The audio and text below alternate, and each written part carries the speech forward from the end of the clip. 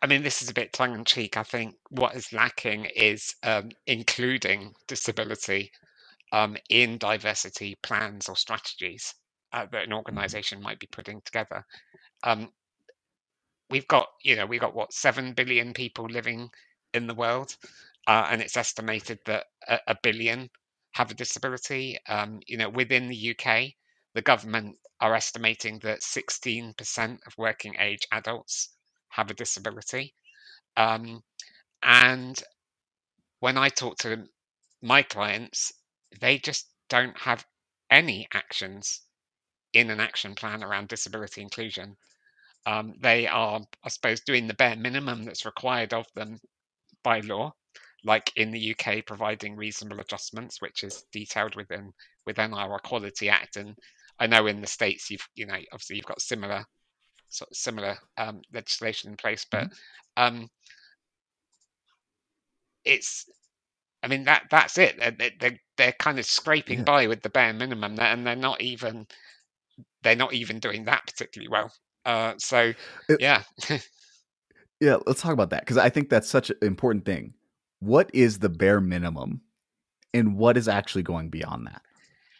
yeah. So within the UK, I mean, in the Equality Act, we've got a duty to provide reasonable adjustments, which is a bit of a legal term. Um, I prefer to talk to my clients about workplace adjustments, and I I also like to help my clients think that workplace adjustments don't need to just be about disabled staff. That you can make Yeah. workplace adjustments for all of your staff. It could be flexibility for working parents. It could be people who maybe experience mental health challenges and it's difficult to commute to work on a busy train, which makes them feel particularly anxious. And you could have some flexibility about when people start or finish their working day. So that flexibility or those quote unquote reasonable adjustments can actually benefit many more people than just your disabled community within the business.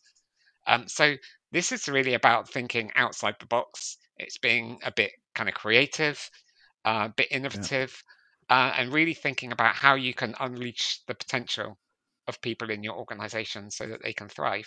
Yeah, I think that's fantastic. I think what I heard is there's a bare minimum of what the government tells you wherever you happen to be that says you need to do. And then there's a step beyond that and really moving beyond what is just mandated is being creative in the deliverance of the tools and methodologies we're looking at to create that flexibility. Yeah, Would that be absolutely. kind of Yeah, yeah, fantastic? Okay.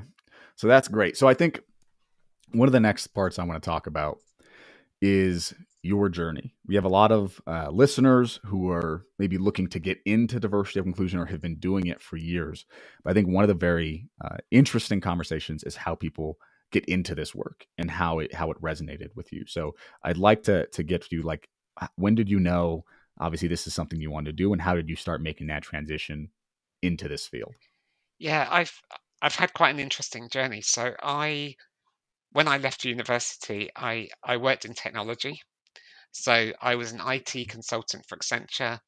I worked for an American healthcare technology company implementing software into hospitals. And then I worked at the BBC as a project manager, working on the BBC News website, BBC iPlayer, which is our TV on demand service, and Gotcha. accessibility projects. And I, I, I fell into diversity and inclusion um, kind of by accident, really. I used to work really closely with our chief operating officer.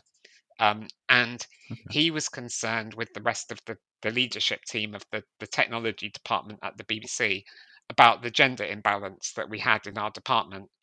So when I Mm. was there, only 14% of our workforce were women in the technology team, Wow. compared to the rest of the BBC, which had a 50-50 gender split.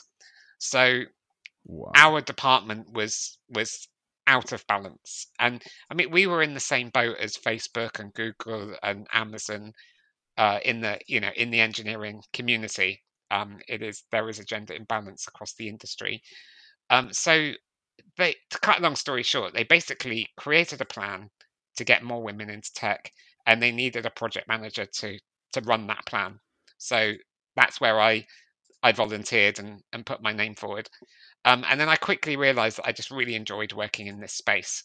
And I kind of joke that the BBC has a kind of a reorganization every fortnight, but I managed to move into the HR department and turn it into a full-time job and look after other BBC divisions like all of the corporate function services and radio before heading back into the private sector. I went to work for Deloitte for a couple of years, looking at diversity, within the Deloitte firm in the city. So that's been my journey.